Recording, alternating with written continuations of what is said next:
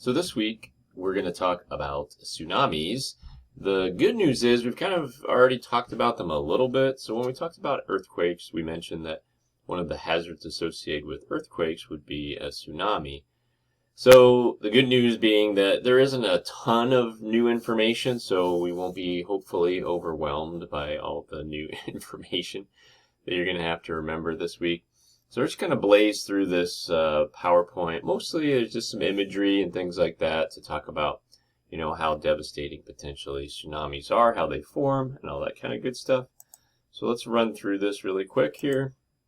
Let's see what we got. So we know what a tsunami is in general. Now there certainly can be more than one way we associate it with earthquakes. But really, it's anything that displaces a large amount of water. Now, it does say ocean water. Potentially, it could happen in a lake or something like that. So as long as it's a large body of water, we obviously can displace a lot of water through earthquakes.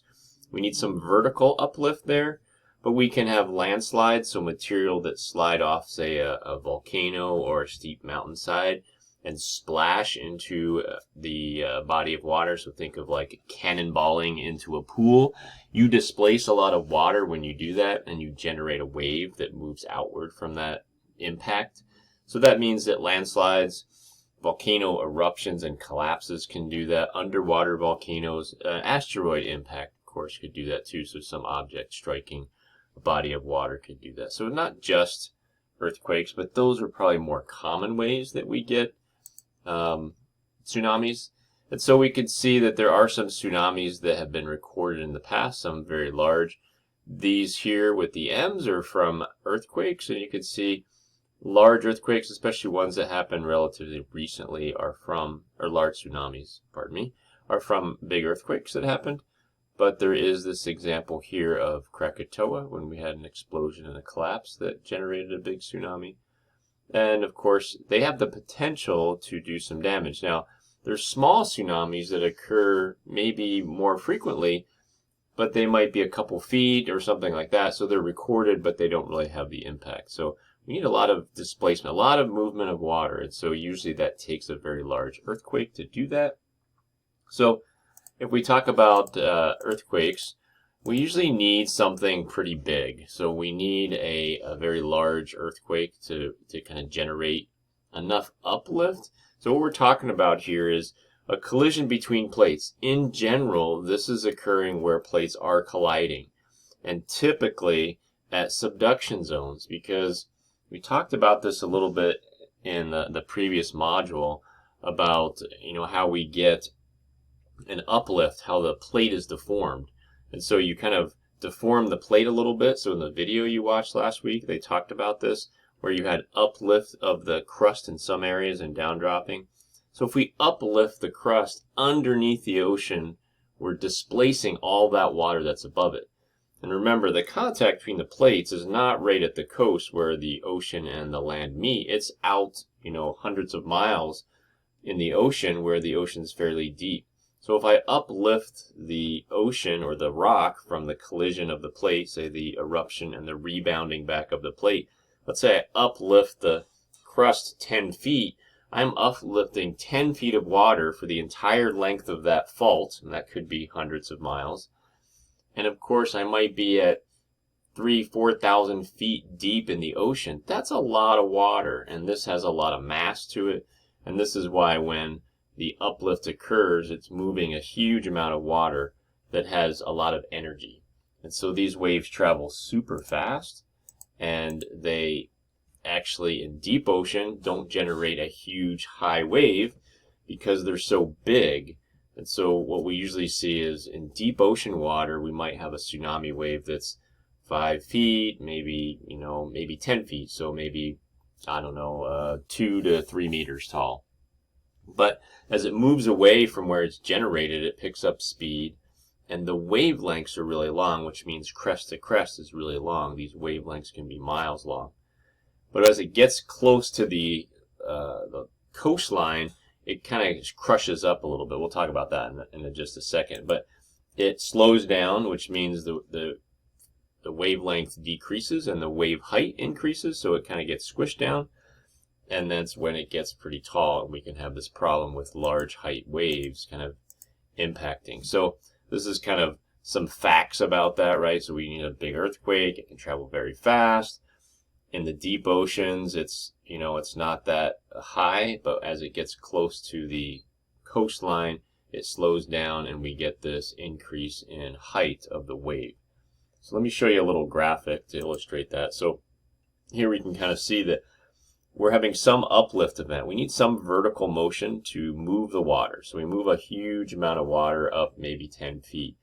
And then that wave moves away from this location here and moves in all directions. And so it moves obviously toward the coast here where the plates are, where the earthquake is near the coastline. It moves out into the deep ocean. The wavelength I was talking about is crest to crest, like from here to here. We'd argue that maybe if we measured that, it might be 2 miles.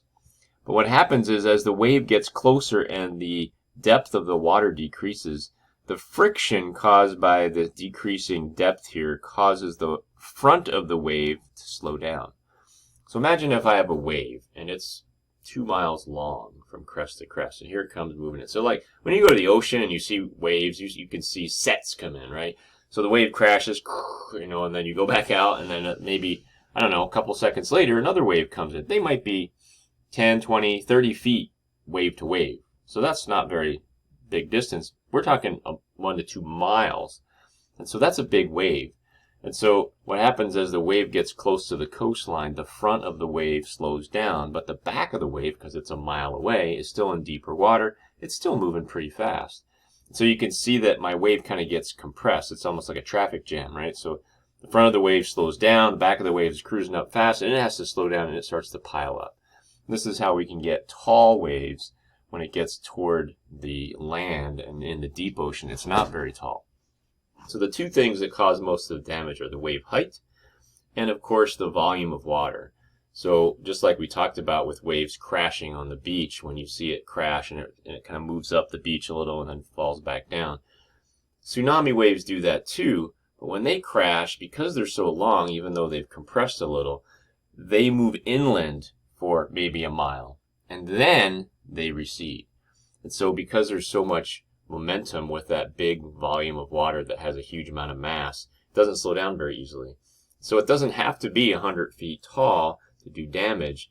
If it's, let's say, 10 feet tall, but it moves in a mile, you can see that that water is impacting homes and structures a mile in from where it typically would be. So this is why we get some issues with tsunamis when they're very large. And so, the ones that have happened recently are, earthquakes closer to a 9 magnitude, which is a really big earthquake. Okay, so is there other ways? Yes, we said we can have landslides, whether they're underwater or on the surface. And in the earthquake video from Alaska, it mentioned that a lot of the deaths occurred from local landslides. And so although the earthquake did damage, the ground shaking caused landslides. The landslide caused the material to splash into the water, generated a local tsunami, and boom. And so we know that that can happen. And certainly there's an example given here in Latoya Bay in Alaska. There was an enormous piece of the cliff that crashed into the bay. And locally, right there, it generated just a crazy high tsunami. And so if you look, you can go click this link. It'll take you to a website that gives a little more information. But the idea is that there was a rock slide here. It splashed into the water. And right across the way, the wave height was, this crazy, hundreds or almost 1,000 feet or something like that. Now that I can't remember, so like 1,500 feet tall right across the way. How did they know that? They knew it because it stripped away all the trees up to that height. And so this is a local tsunami from this big event, and it scoured the trees up to a certain height, and they could measure all those. But once it got out into the ocean, it dissipated energy pretty quickly because it was a localized event, not like a fault line that runs for hundreds of miles. It's uplifting a lot more water. So, but still interesting, and it still gives you the idea of how powerful these tsunamis can be, even if they're local. Okay. Quickly, we talk about hazards. What are the hazards? Well, they're pretty obvious, I think, but certainly structural damage. You can see in the images to the right here, before and after. Obviously, these waves come in. They have a lot of power. They have speed. They have weight, mass to them as they hit buildings. they're not strong enough, they can just clear them out, right? So they just wipe out buildings and roads and bridges and anything that's in its way, cars, everything gets, kind of knocked around. So definitely a problem for sure. This is an example of the Indonesian earthquake and tsunami that happened in 2004. We mentioned the Alaska one from the video last week. You could see some images from that, of course, and so you can see the power of, a lot of the damage you're looking at here isn't shaking damage, but it's the impact of the wave hitting the structures, moving boats inland, tossing cars around, things like that. So definitely a problem for any structures that are in the way of the wave of water. Flooding hazards. So certainly as the water moves in and it tries to recede, it can hang out in low-lying areas and stay there for a while. And so not only does your house get, beat up, but it can also get flooded if it withstood the impact of the water. And so we have flooding hazards that are associated with tsunamis. Drowning hazards, of course, are a possibility anytime we have lots of water. This is an image from Hilo Bay, Hilo Harbor in Hawaii. There's actually a person standing here, so a huge wave came in and, swept this person away. I don't think they're ever found, but so obviously, being near a big tsunami where there's lots of water, we have drowning hazards. Other hazards we can look at, there are certainly the secondary effects that we talk about with all hazards: fires, contaminated water supplies, disease. So, when you have a large amount of water rush in, it overwhelms facilities. It can do damage to water purification and all that kind of stuff, and so water can be a problem. Fires can break out, and then you can't, if it's hitting structures and it's breaking gas lines, and same thing, and then you have a hard time getting to them because, the roads are flooded or the water lines are actually broken from the impact of the large tsunami wave and things like that. So those are kind of obvious. Another one that's not quite as obvious, but is this erosion problem. Because it's moving water so fast, like a big flood, it can remove lots of material in a short amount of time. So coastlines altered. It can undermine abutments on bridges as the water moves in and then moves out, and it takes a large amount of sand or debris and scours that, so they can cause structures to fail in that fashion. Even just economically, like to a tourist industry where you have beautiful beaches, the tsunami could just wipe away a lot of that sand deposition, and then, you take years or longer to kind of have that come back, something that you would need. So who's at risk? Well, anytime you have a body of water nearby, you potentially are at risk. Now, you're at a higher risk if you're in earthquake zones, right? So coasts that are near subduction zones are the biggest hazards anywhere. So that means the Pacific Ocean, some places in the Mediterranean, the Indian Ocean. So if we look at a map, we can see, so red is, you can read this, I'm sure, but there's a subduction zone all along here. And so we know that where we have subduction, we have uplift of the plates under the ocean basins. That's a great generator of tsunamis, so those are a problem.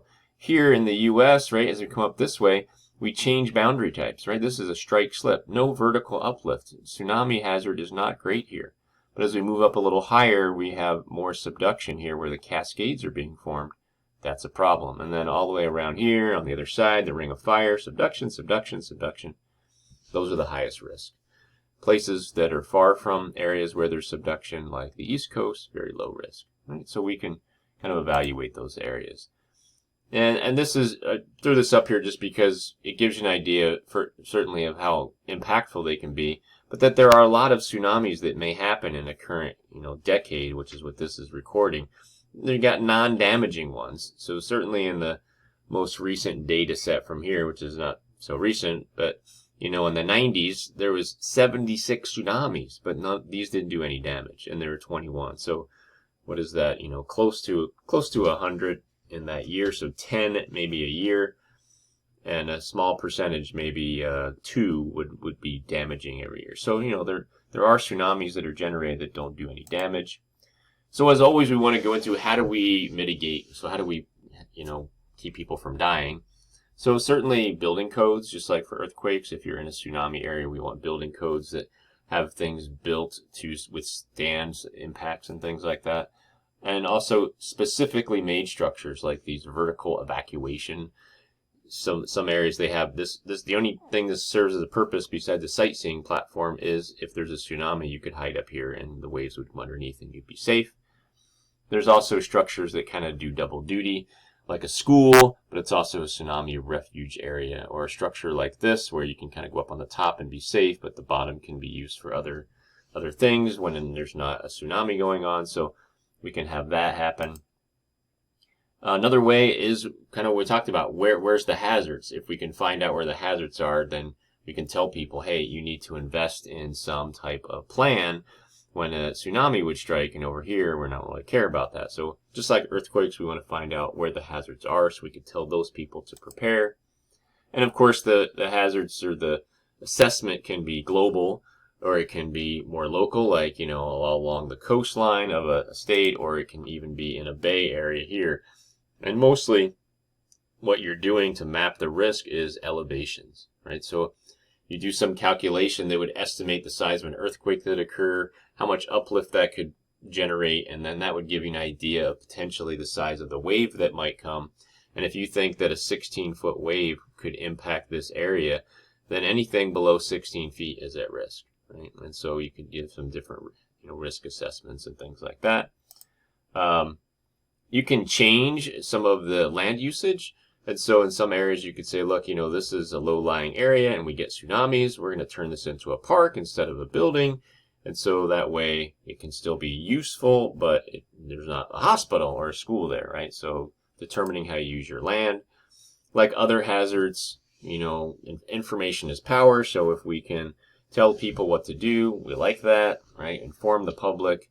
Tell them they're in a hazard. Tell them what to do when there's a hazard.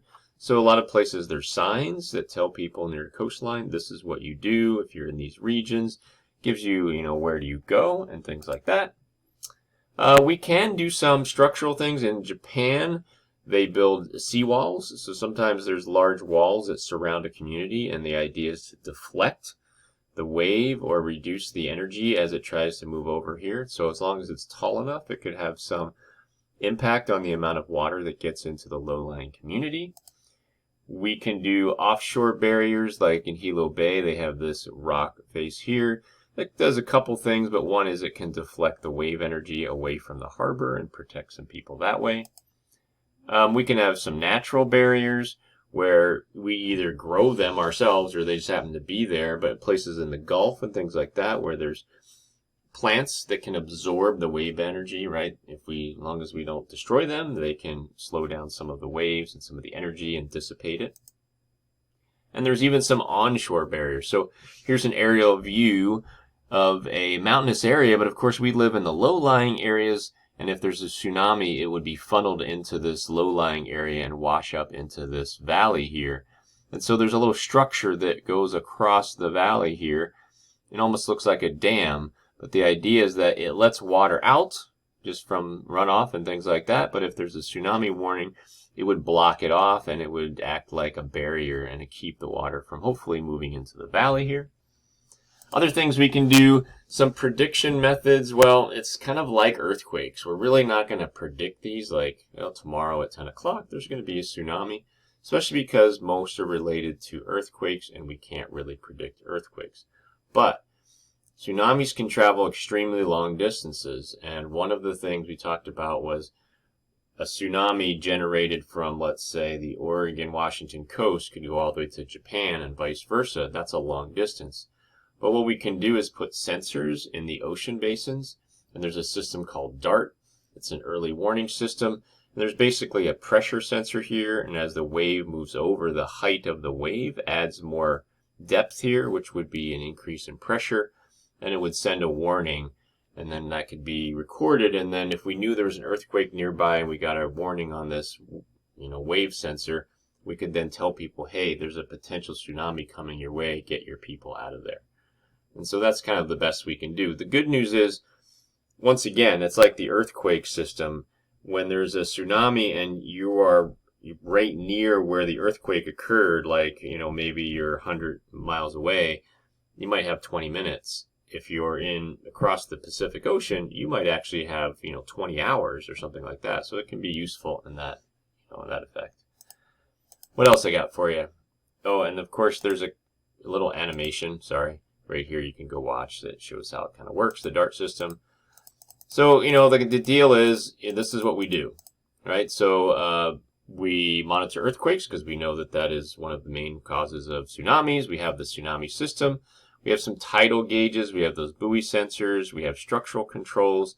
And we make maps basically that show how high the water might come. So if we know that 20-foot waves have hit here before, then we say, look, you know, if you build below 20 feet, you're in a zone where a tsunami could do some damage.